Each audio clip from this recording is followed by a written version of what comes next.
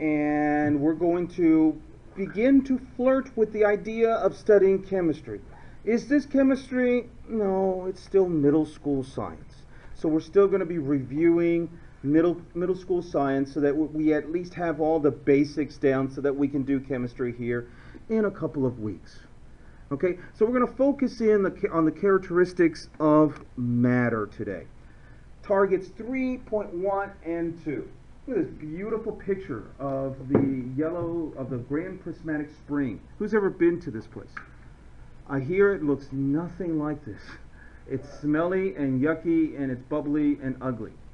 Okay? If you were out in space, you could really enjoy the Grand Prismatic Spring. Why all those colors? Why the... Yeah, well, that's one of the things we're going to talk about. We're going to be able to answer questions like that. Okay, by the way, you do know that Yellowstone is built on a caldera. It's the plug on a giant volcano. And the buffaloes keep going away from Yellowstone. They're scared. There's some geologists that are really scared that Yellowstone could blow its top and become active again. Why does a hot dog get hot in the microwave? Ever wondered that? How about this one? Why does wood burn but rocks do not? How does soap work? Some of you really need to know this. When iron rusts, what is happening to it? Why will aluminum not rust? I've always wondered that. Why does soda fizz when you open the bottle?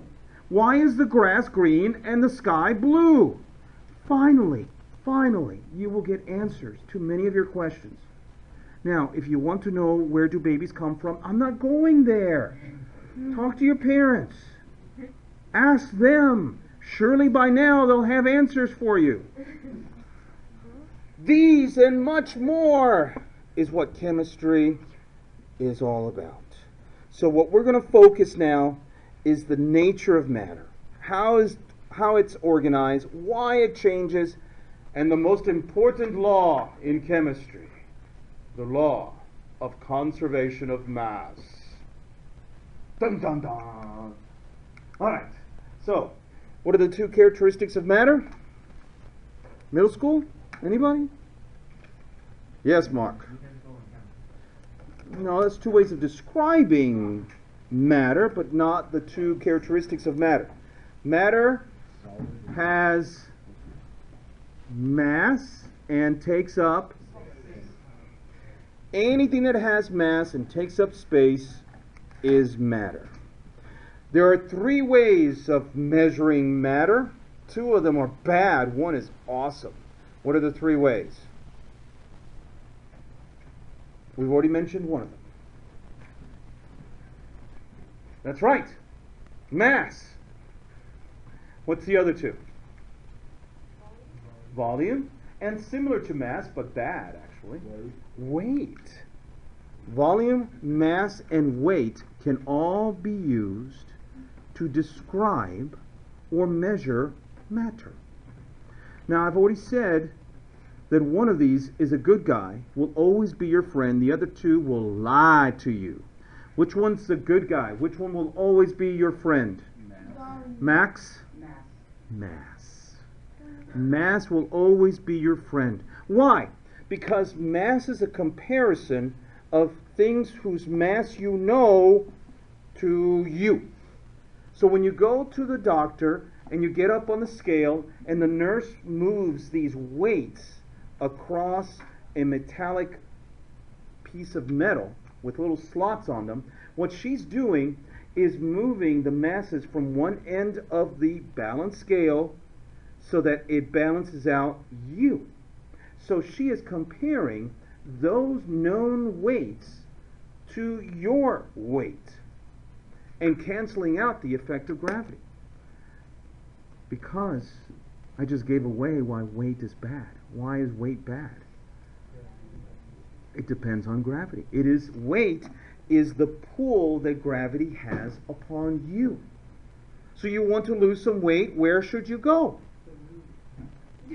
Well, I guess if you could. How about if you're not as ambitious? Max? Go up and out. How about to a mountain? Or go on an airplane ride? You're further away from the Earth's center, therefore you will weigh less. Will you be massless? No. What's wrong with volume? Why is volume not your friend?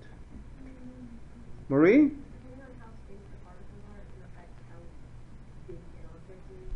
But you can still determine its volume. But you can still determine its volume. Why is volume going to let you down? Because you gotta have water. No. You don't have to have water. You can determine it with a ruler. Max again. It's dependent on density. No, that's what Marie was saying. No. It's dependent on weight. No. It's not dependent on weight or density. I mean, it's related to density, but it's not dependent on it. Okay, those slabs of sidewalk. Why is it that ever so many inches you have another space between the sidewalk slabs? Ah. Can volume be changed by energy? Yes. Concrete expands during the summer and contracts during the winter. Its volume changes depending on the temperature. So, will the volume change of an object? Yeah, depending on its temperature. So volume is not reliable. Volume changes with temperature, weight changes with gravity. So, target number 1. Can you define matter and its 3 states and identify its properties? What's the easiest way to subdividing matter? By, raise your hand, Ruthie. It's 3 phases. Happy, sad, and constipated. Right? Or the way Ruthie likes to say it, solid, liquid, and gas. Solid, liquid, and gas. Happy is what I think of gas, and sad is liquids, and constipated is solids. Old people, right? All right. Here are the ways of distinguishing between them. I like to think of solids as your average Oak Ridger, age 72. Okay? And so, you let loose a bunch of normal average Oak Ridgers on a field that's been fenced in. There's some park benches under a tree. Where are they all going to go? Under the park bench. Take the tree out, you would see a park bench, a tree-shaped group of people, because they're all under the tree. Will they have a lot of energy? No. They'll all be sitting down. Will they be moving around? No. Now there'll be a gesturing with their hands and maybe scolding each other, but mainly they just sit around talking about how they're constipated. And what is it? I mean, why are the older we get, the more concerned we get with things that move. So I don't know. So you've got they're talking about their constipation and the fact that you all never call them. They're hurt by that. They're just sitting there. Just sitting there. Shape, tree-shaped. Actually, it's whatever shape. I mean, they just stay there. They form circles and triangles. All solids will have a definite shape. Think of solids as being made up of little Legos. You know how there's some basic Lego pieces? There are basic Lego pieces for all solids. Liquids, glass, for example, is known as an amorphous solid because it doesn't have a basic Lego piece. It can be thought of as a solid without a Lego standard, or it can be thought of as a very, very slow-moving liquid. An amorphous solid. Okay? Can you determine the length, width, and height of the group of old people? Probably, yeah. Okay. So you can determine its volume. Energy is low. Density. They're all super close together. Right? And elements. Most elements are old people. Motion. They just sit there and vibrate in place. Liquids. I like to think of liquids as teenagers. They form, you let loose 50 teenagers, pretty soon you have 5 or 6 different groups. Will the groups be all static? Will they be standing in one place? No, they'll be moving. Ever been to the mall? The groups move past the mall, right? They move in groups Do they form a nice, neat formation as they're moving? No, they're within the groups. They're constantly moving back and forth. So you can determine its volume because they form clumps, but they don't have any definite shape. The clumps are not a definite type of shape, whether it's cubic or rhomboid. Energy, more energy than the old people, yes, but less energy than the ADHD kids, which we're going to talk about here in a second. Okay, density, as dense as solids or less? Less. Medium density. There are two liquids, mercury and bromine. Just two. They are connected but still moving within their groups. Finally, let loose 50 ADHD preschoolers. What will you see from a distance, from a height, after a few minutes? They're running. Where are they located? Everywhere. Those are gas molecules. Any shape? They don't form clumps. No shape. No volume. They'll take up whatever space is available. Energy. Oh yes, very high. Density. Well, since they're taking up all the available space, and there's only 50 of them, density is going to be very low. Look back here at the periodic table. You will find Nafkol, see that? Nafkol, and then the noble gases, and then hydrogen. That's it. There's just a smattering of gases, two liquids there, and then the rest are solids. Look at this liquid right here. What is the shape of the liquid? Is it bulbous, spiral, or is it cylindrical? Very good. That's what liquids are. Liquids will attain whatever shape you put them in. So, old people, right?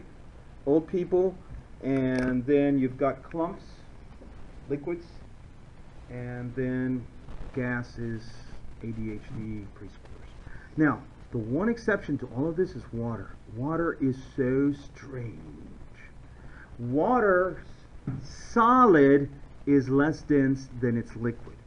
For us, that's not a big deal because we're used to water. The earth is mostly water. But to alien life forms, that would be downright freaky if they're used to other types of chemicals. Because every other chemical, the solid sinks down to the bottom. Water is the only one that the solid goes up to the top. Maybe not the only one, but there aren't that many exceptions. Do you see all three phases? How many phases do you see? Two phases, solid and liquid. If you're closer, maybe you could see some mist coming off of the water. If that is so, then you're seeing evidence for the third phase. Well, another way in which water is so strange is that you can actually see all three phases at one time at this pressure, at our atmospheric pressure. Very, very strange. Water is very freaky. All right, so let's drift on over to 3.2. Chemical or physical properties, chemical or physical changes. Can you distinguish between them? Can you distinguish between them? Okay, so we're trying to get a date for Mark Lenoir. Okay, so Mark wants to ask out Natalie. Okay, so you're going to help Mark. You're going to help me. Judging from the fact, let's see, Mark is, how tall are you, Mark? 5'10". He is 5'10". Can you tell me whether Natalie will say yes if he asks her out based on the fact that he's 5'10"? Well, it feels like my dad, so Really? Just based on 5'10"? Maybe she likes short guy. No, because she's not really way. I know, that was rather limited of you. Maybe you like tall guys. Maybe you should be going out with Mark. No, I'm good. Okay. So, This is brutal. I'm sorry. Okay, Morgan. By the fact that he is 5'10", does that help you determine whether Natalie will say yes or no? Darn. Okay, how much do you weigh? Aha! He weighs 150 pounds. Yes or no? Dang. He has light brown hair. Is that good? Blonde. Blonde hair. Okay. He has eyelashes. I'm trying to help. I'm giving you all these great characteristics. Great. His skin looks like milk with a touch of coffee has been added to, kind of like a... What? That'd be big. No, just a touch of coffee. He's not completely white-skinned. So, does that help? No. Yes, I'm sold. I don't understand here. All right, gang. I have tried to describe the properties of Mark as best I can so that you can tell me whether Natalie would say yes or no if he asks her out. And you've not been able to help me. Why? Because they're physical properties. Because they're physical properties. They are properties that describe things about Mark, the color of his skin. What's your eye color? Viet, go see what's his eye color. Okay, we don't know the color. He has color in his eyes. Does that help? These are things that we can measure about Mark without really knowing what kind of person he is. Is he sweet? Is he kind? Is he generous? Is he romantic? Is he smart? These are all things that we really would have to know. What do we call those properties that could help us determine how he's going to react or how Natalie's going to react with him? Chemical properties. Chemical properties describe how the substance interacts with other girls, or with girls. He's not a girl, so it would be how Mark reacts with girls to produce new substances. And at that point, I think we're going to end our metaphor, right? What are some examples of chemical or physical properties? Okay, sulfur is yellow. Does Mr. Mortal, Stefan, does that help you to determine how it's going to react with oxygen? No, it just tells you that it's yellow. Okay, how about malachite? That is an ore that contains copper. Does that help you determine how it's going to react with sulfur? Yes. Ryan, really? Not with sulfur, but with oxygen it does. How? Because copper turns green. But it already is green, bud. Whatever. How about blue? Isn't it beautiful? Now that you know that it's blue, how's it going to act with nitrogen? These are physical properties. Is it a solid, liquid, or gas? Those are physical properties. How about this thing? This kind of looks like dog poop on the left, right? And then you have liquid dog poop, and then you have gaseous dog poop. Actually, it's not dog poop, it's the element bromine. Its normal phase is liquid. Here it's been cooled down so that it's a solid, and here it's been heated up so it's a gas. Physical or chemical properties? Physical. It's not doing anything. All it's doing is changing from one form to another. Gallium melts at about your body temperature. Does that help you determine how gallium is going to act in acids? No. Physical. Taste, odor, length, volume, density. How dense is Mark? How dense? If we were to determine his density, would that help us with the whole Natalie issue? No. All right, here's some chemical properties. So, how does it react with air? In this case, it's hydrogen reacting with air.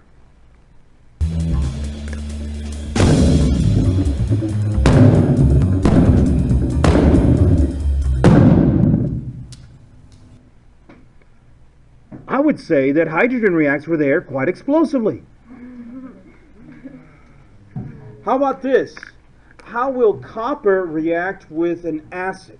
Nitric acid in this case. Better, but if you need to get a thick walled borosilicate flask, a Buchner flask may be a suitable alternative. Okay, so it turns green, and now this brown Immediately we gas begin is to coming form out. NO2 gas above the copper nitrate it's formed.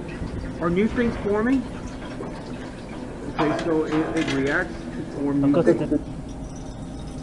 Look at the blue. When the water reaches the reaction That's plant, just the NO2 water with dissolves in copper and ions. reacts with the water, and the pressure drops still further, leading to a fountain effect. That gas Colour is goes from a greenish colour. toxic. It's poisonous. How about this one? This is how it's going to react with water.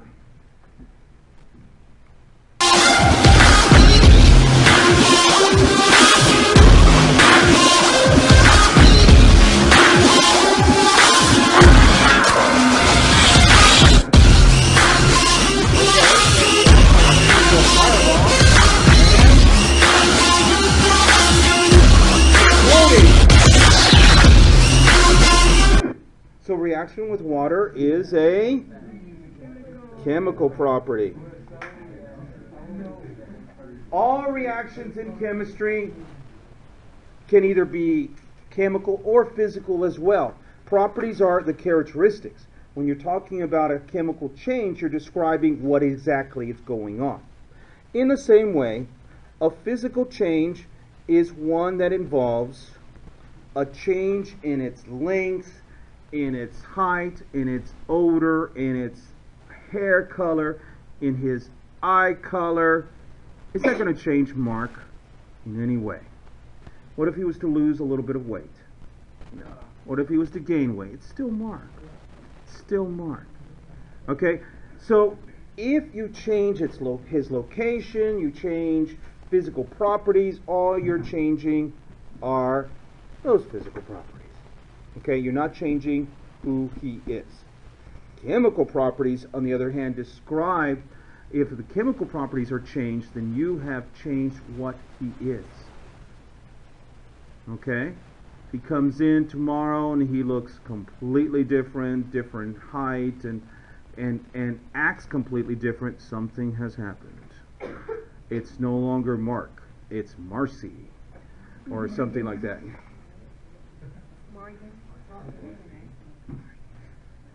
Who said you were a boy? All right, is this a chemical or physical change here? Watch. Bigger piece this time. Dry ice. Yep, lots of bubbles coming up. And one thing you may notice is occasionally we'll get a large jump here from the bubbles popping, but I can blow it away and they'll come back. See? But occasionally you get these large pops that come out. If you look close, and it's probably hard to tell from where you're at, especially with as tiny as the beaker and the piece is, but if you watch those little poofs that come up as the bubbles. Okay, so what exactly is this? What's going on? Simon, you got some ideas? Melting in the water. That's called sublimating. Good. So dry ice is going from solid to gas. So is that a chemical or physical change? Yes. Carbon dioxide is not doing anything.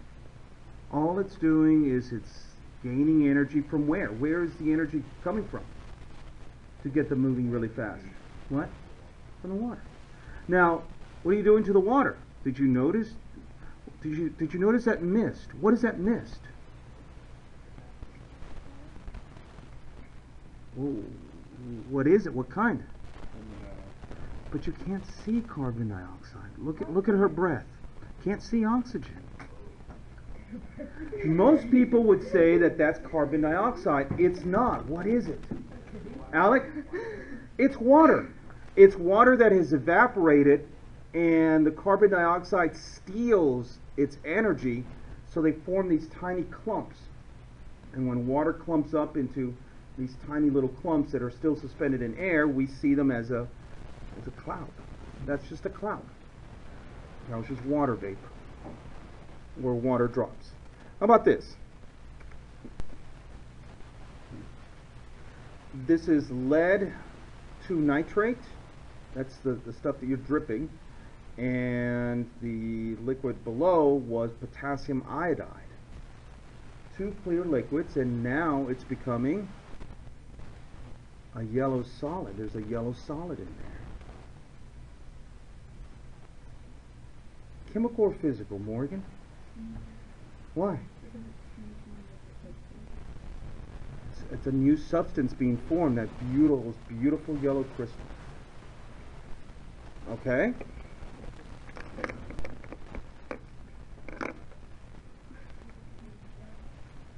Okay, one of the toughest changes to identify whether it's chemical or physical is dissolving. When salt dissolves, what exactly happens? Let's watch this video. Sodium chloride crystals are held together by attractive forces between the positively charged sodium and negatively charged chloride ions. When a crystal of sodium chloride is placed into water, the hydrogen ends of polar water molecules attract the negatively charged chloride ions and gradually surround them. Likewise, the oxygen ends of water molecules are attracted to and surround the positively charged sodium ions. So all water The hydrated ions drift away into the solution, allowing new water molecules to surround newly exposed ions.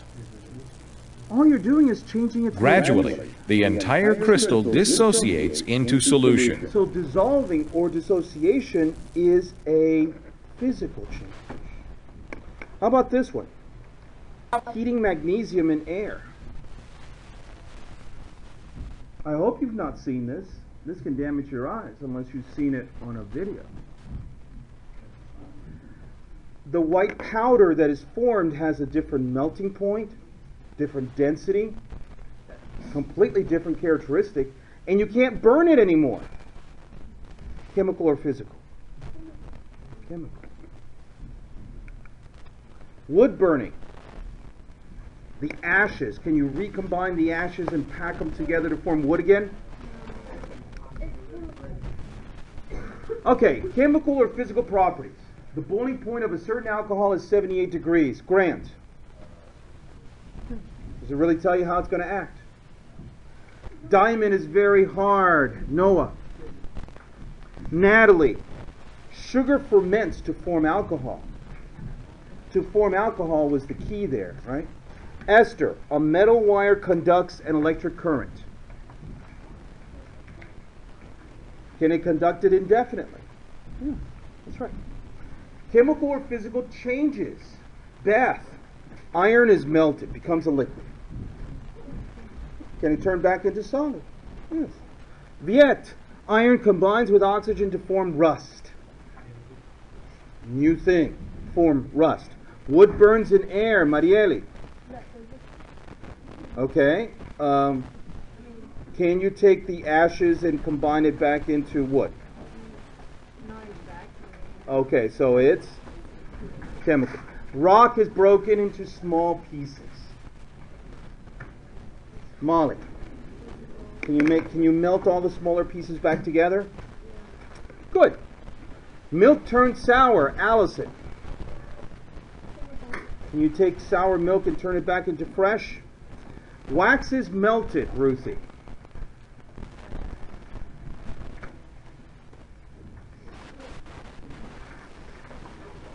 So it turns it into a liquid. Chemical or physical? And then that liquid burns. That's right. It's both physical and chemical. That was target 3.2.